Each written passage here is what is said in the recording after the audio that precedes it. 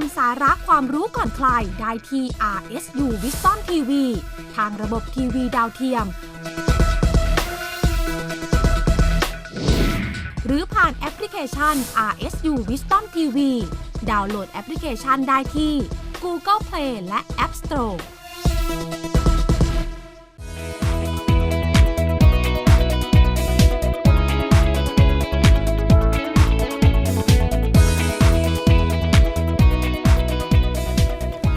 Welcome back into ASEAN interview.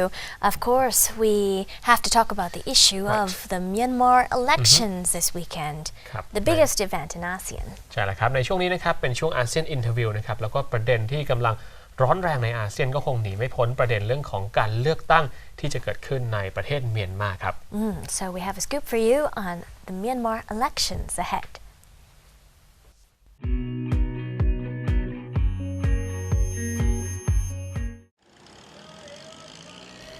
ASEAN interview this week, we still focus on the upcoming election of Myanmar. Myanmar's November 8th poll has been touted as the country's first free and fair vote in 25 years and a major landmark that will determine the pace and scope of democratic reforms that started 4 years ago. The United States and other Western countries welcomed reforms launched after Myanmar's military swept back from 49 years in direct power and have since eased most sanctions, but concerns have grown about limits to the process. In the upcoming election, President Thein Sein's Union Solidarity and Development Party, or USDP, which has headed the country since 2011, will go head-to-head with democracy icon Aung San Suu Kyi's National League for Democracy, or NLD, in most constituencies. The NLD boycotted the previous elections, and the USDP won by a landslide, but the NLD made a comeback in by-elections. This time around, the NLD holds the best possibility of winning a majority, helped by the popularity of its Nobel laureate leader. If neither party clinch a majority, the parties will have to forge alliances to form a government. But rather than the potential chaos this may cause, Myanmar watchers are more concerned about the risk of voting irregularities and the anger it may stoke, or if the military is unsatisfied with the result and decides to step in to intervene further in politics.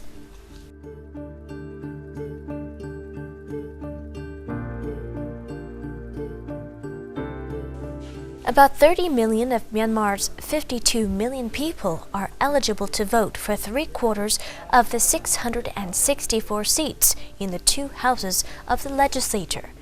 The remainder of seats are reserved for military-backed candidates. The new legislature will choose the new president sometime early next year from 3 candidates put forth by the 2 chambers of parliament and the military. An infomercial on Myanmar State TV tells people how to fill in ballot papers properly and how candidates should behave when campaigning.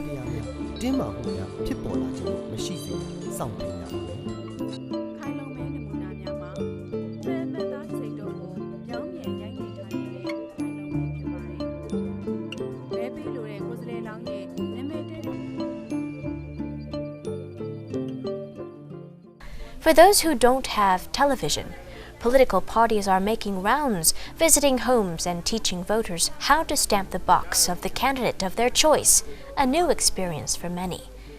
They've been coaching people for weeks, using mock ballot papers and stamps, and voters say they are excited.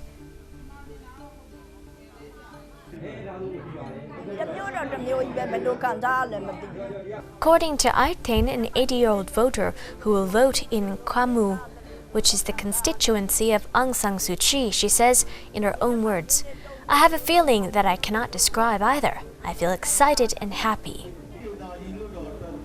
Campaigning in Myanmar is unlike that of other countries. Vans blaring slogans and music are not common. Stumping tours and speeches are far and few. With 2 dominant parties, the President's Union Solidarity and Development Party and Suu Kyi's National League for Democracy, there isn't much room left for other parties or their candidates to make an impression.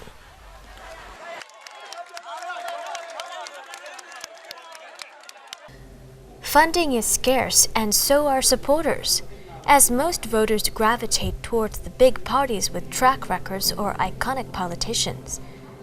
An independent candidate who is also an advocate of women's participation in politics, Nyo Din, is running for parliament on the national level for the first time. She is well known in intellectual circles and has had experience in local government, but getting through to voters has not been easy.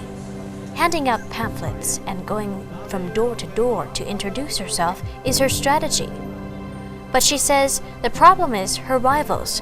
If they are from political parties, big ones, then they can do campaigns 4 times a day. But for her, she can only do one. But the problem is my rival, for example, my rival, if they are from big political parties, they can do campaign 4 times, but I can do only 1 time. Ang Tu Hain, age 35, from the National Democratic Force Party, is a complete newcomer on the political scene. He too visits voters in his constituency and actively posts his activities on Facebook, the most popular way for most candidates to campaign. He says he's been living many years in this township, and he has many school friends and childhood friends here.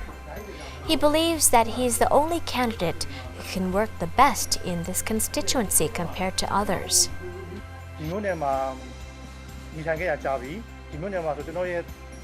He added that he's confident that his local ties will help win votes. The voter turnout is expected to be high.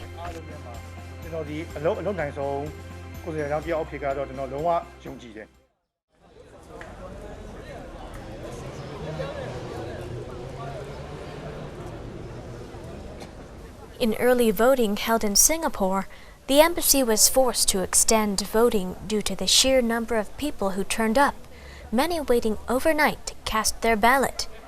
The previous elections in 2010 put a quasi-civilian government into place. The economic reforms that were introduced brought mobile phones, social media, and many material things into the lives of people, especially the young. Many believe they will keep the country going forward and not back into isolation.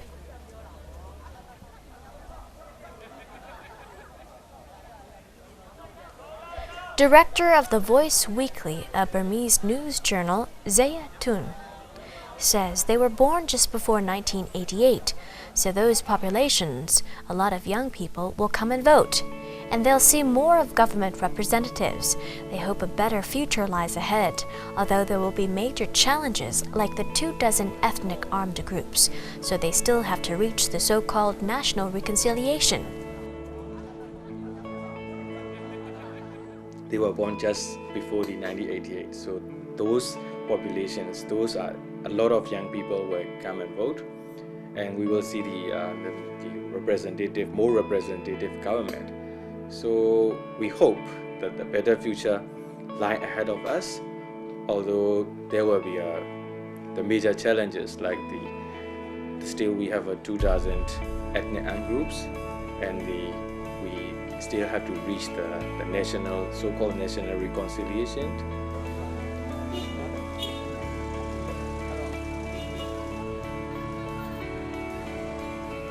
The USDP won by a landslide in the previous vote, which the ever-popular NLD boycotted. Political watchers say this time the NLD has the best chance of securing a majority. But if either side are unable to do so, they will be forced to forge coalitions with smaller parties or candidates. This may provide a chance for political newcomers to take center stage.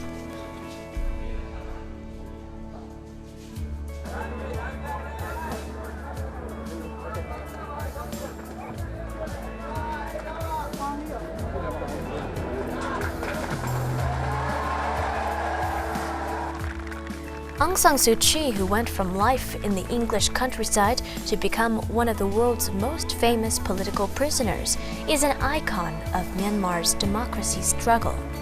The 70-year-old is the leader of the National League for Democracy, the main opposition party. The NLD is expected to do well in the election, billed as the country's first free and fair contest in 25 years. But Myanmar's military-drafted constitution blocks Suu Kyi from becoming president because her late husband and 2 sons are not Myanmar citizens. Suu Kyi has said she plans to lead the next government if her National League for Democracy comes to power in the November 8 elections, despite being barred. There's no earmarked deputy to the Nobel laureate in the NLD, and the party's failed efforts to amend the constitution to allow Suu Kyi to be president have led to speculation about who would lead an NLD majority government. In Myanmar, the president is chosen from 3 candidates nominated by the 2 houses of parliament and the military, which holds a quarter of the seats in the bicameral chamber. The president then forms the government. There is no prime minister. Suu Kyi called on her supporters to stay united and avoid provocations on election day. She expressed the will to work with any political party for public good. In her own words, she said, "We will try to win the election in the right way. Don't stray from the right way because of the rumors and dirty provocations. It is time to compete against the negative people with our strong spirit." She said further, "As a dignified political organization, we don't hate anyone and we have to treat all of the people equally. If the NLD won the election 100%, we will welcome all other parties. We want to work together with them."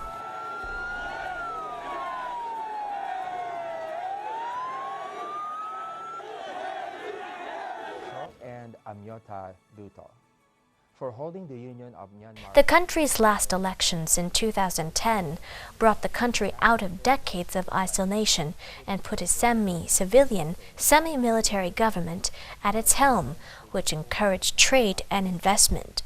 It opened the floodgate to business and companies and investors eager to tap into the country's vast natural resources and the economic opportunities of a country trying to catch up with the world, all rushed in. But some of the luster has worn off for businessmen who say there's much more that needs to be done to promote a stable economic environment. As the November 8 elections approach, businessmen say it's not just the result of the polls they're interested in. They are also keen to see how the government handles the elections, which have been dogged by allegations of fraud, discrimination against ethnic groups, political parties, and Muslims.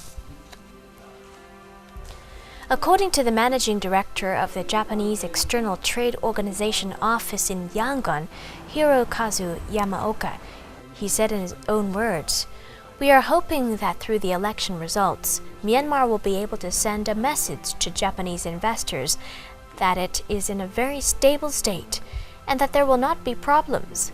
There are a lot of Japanese investors who are preparing to invest in the country, so we hope that the results will not affect these preparations." 選挙の結果がそういう準備に影響を及ぼさないようなそういう選挙であることを期待していると思います。According to Japanese government data, Japanese investments only accounted for less than 1% of the total foreign investment in Myanmar between 1989 to 2014. China, on the other hand, was responsible for 29%, Thailand 20%, and Singapore 14%. The World Bank recently revised its economic growth prospect for Myanmar to 6.5% from an earlier projection of 8%, citing the devastating floods in recent months and also slowing investment. The bank ranks Myanmar as the 117th most difficult country to do business in. Companies trying to set up shop in Myanmar have had to grapple with unclear investment laws, rigid banking regulations, and a lack of infrastructure. Concerns over flare-ups of sectarian violence and clashes between the government and ethnic groups have also made committing to the country difficult. However, despite the short-term setbacks, Myanmar experts say foreign interest in the country is not going to abate.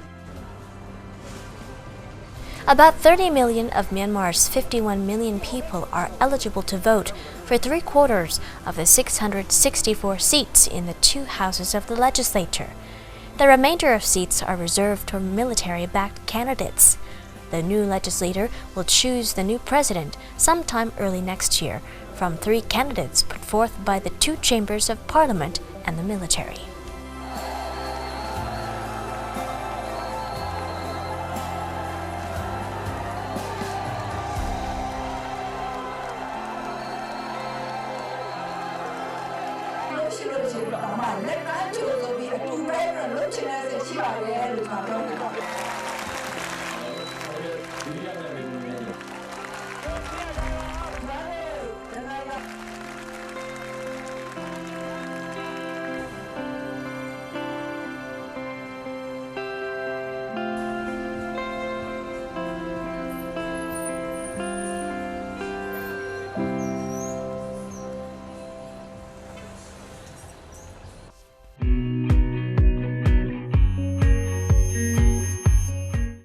That was an overall outlook of the Myanmar elections this weekend. Very informative scoop.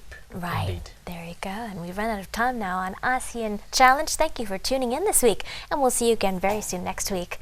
For now, สวัสดีค่ะ สวัสดีครับ